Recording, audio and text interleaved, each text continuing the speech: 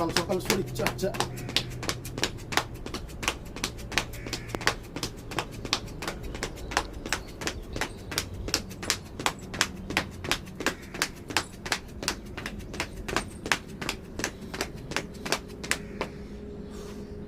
ক্লান্ত হয়ে গেছে বন্ধুরা, এবার যাই মেরে পাশে।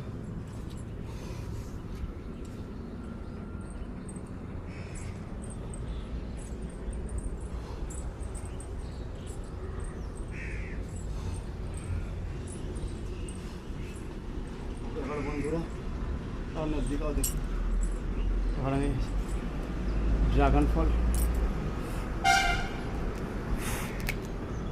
গাছটায় ভেঙে গেল।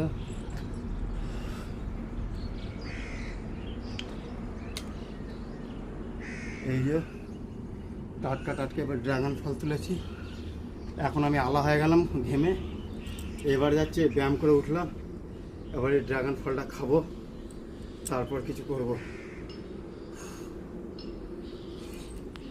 এই যে বন্ধুরা এবার একটু ক্লান্ত হয়ে গেছি, এবার একটু পরিশ্রমের ফল মিষ্টি হয়, তাই এই একটা ড্রাগন খাবো।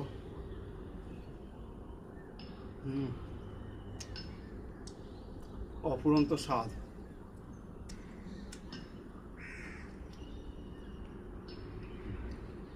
কাট করতে